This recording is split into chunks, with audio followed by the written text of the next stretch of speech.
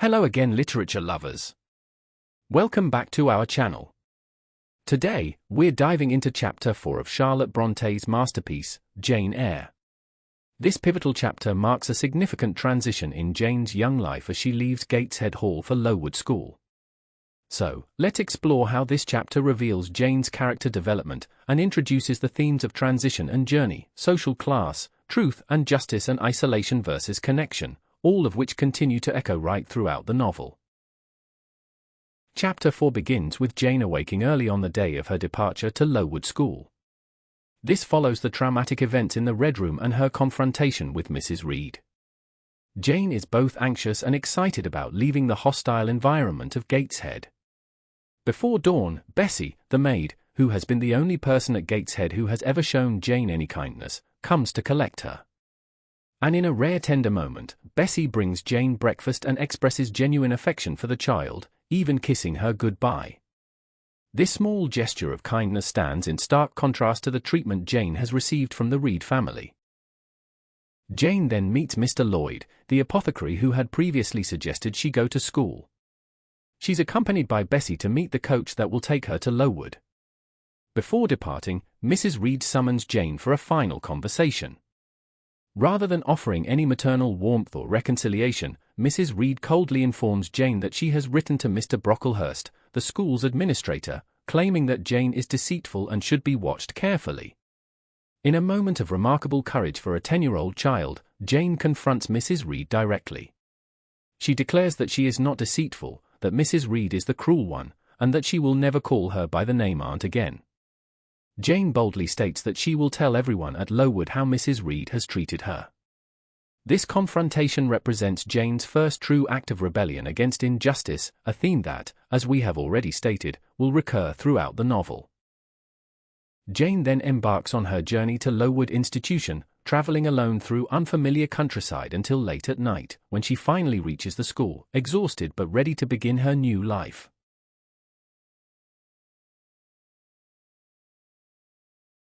This chapter is crucial in understanding Jane's development as a character who refuses to accept mistreatment passively. Her powerful confrontation with Mrs. Reed is a pivotal moment that reveals her emerging moral strength and deep-seated sense of justice. Despite being only 10 years old, Jane demonstrates remarkable eloquence and moral clarity as she states to her aunt, Mrs. Reed, during their final meeting, "I am not deceitful. If I were, I should say I loved you, but I declare I do not love you." As mentioned at the beginning of this video, this chapter also establishes several important themes. Let's begin with the theme of transition and journey. Physically, Jane moves from one space to another, but this journey also symbolizes her psychological and emotional development.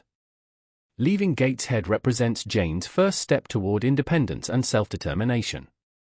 The physical distance Jane puts between herself and the Reed family mirrors her internal journey away from the identity of an unwanted dependent, toward becoming her own person.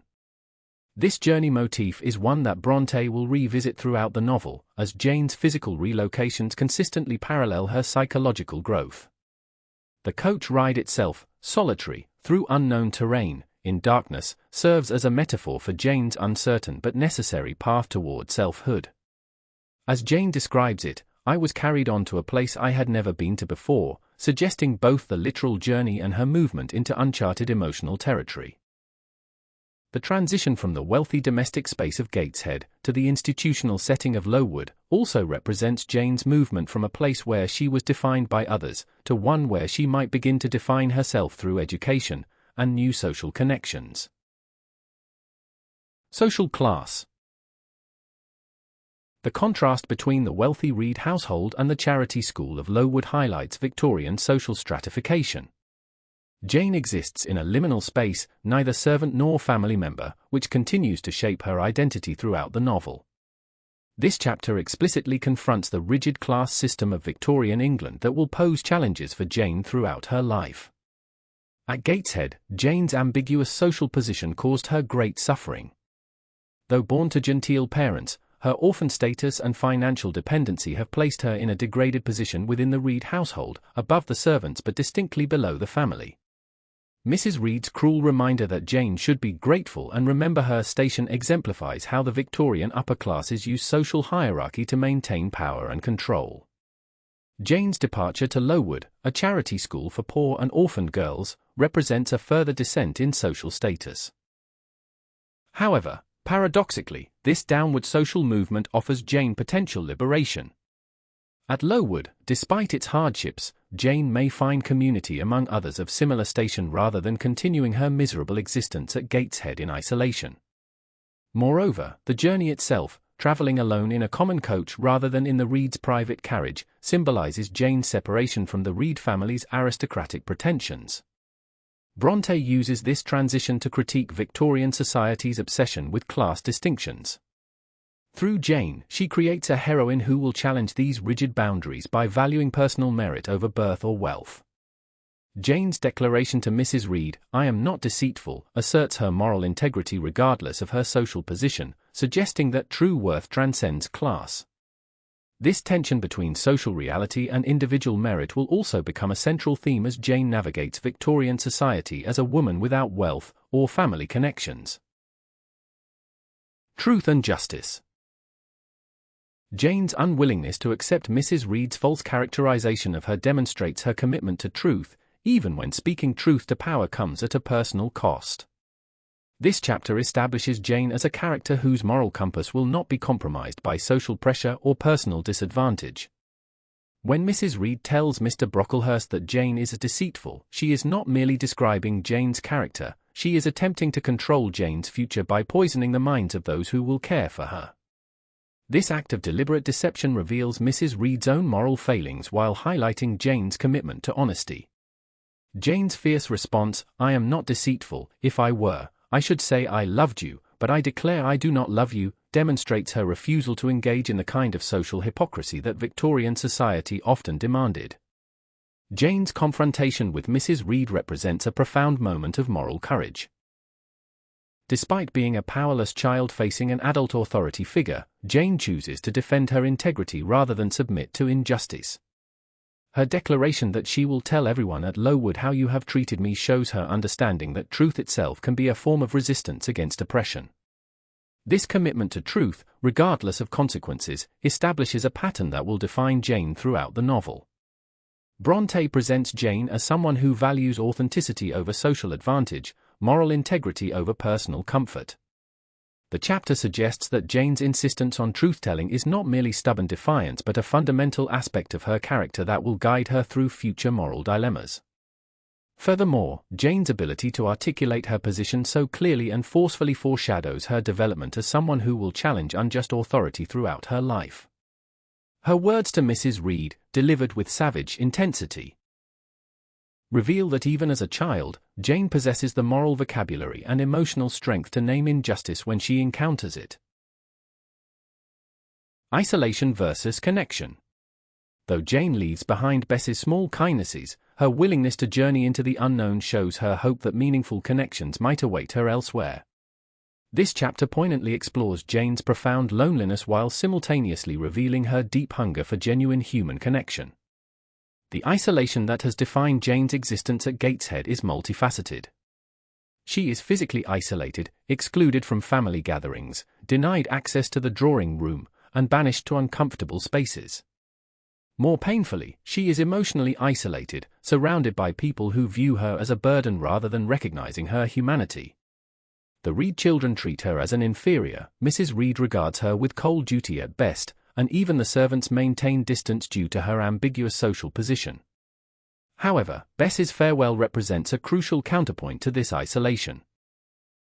The maid's genuine affection, bringing Jane breakfast, kissing her goodbye, and expressing real care, provides Jane with evidence that meaningful connection is possible. This brief moment of warmth becomes a touchstone for Jane, proof that she is worthy of love despite what the Reed family has taught her to believe about herself. Jane's departure to Lowood can be read as both an escape from isolation and a leap of faith toward connection. Despite not knowing what awaits her, Jane chooses the unknown over the familiar cruelty of Gateshead. This decision reveals her innate optimism and resilience. She believes, perhaps unconsciously, that somewhere there are people who will see her true worth and offer her the companionship she craves. The physical journey itself, traveling alone through the darkness, mirrors Jane's emotional state. She is literally isolated in the coach, but she is also metaphorically traveling toward the possibility of community. Bronte uses this transition to establish a pattern. Jane will repeatedly choose the risk of unknown relationships over the certainty of familiar rejection. This tension between her need for connection and her experience of isolation will drive much of Jane's emotional journey throughout the novel, influencing her relationships with Helen Burns, Miss Temple, Mr. Rochester, and others who will enter her life. Finally, for now, Bronte masterfully employs the pathetic fallacy of weather and landscape to mirror Jane's emotional state. The cold winter wind and wet and darksome journey reflect Jane's uncertainty, while simultaneously suggesting a cleansing transition from the oppressive atmosphere she leaves behind her in Gateshead. Conclusion. This fourth chapter of Jane Eyre, by Charlotte Bronte, marks the end of Jane's childhood at Gateshead, and serves as a bridge to the next phase of her life. Despite her youth and vulnerability, Jane demonstrates the moral courage and self-respect that will define her character throughout the novel. The journey to Lowood symbolizes not just a physical relocation, but the beginning of Jane's quest for autonomy, education, and genuine human connection. Thank you for watching our analysis of another chapter of Jane Eyre. If you enjoyed this video, please like, subscribe, and share your thoughts in the comments below. Next time, we'll explore Jane's experiences at Lowood Institution and her encounter with the harsh Mr. Brocklehurst. Until then, happy reading!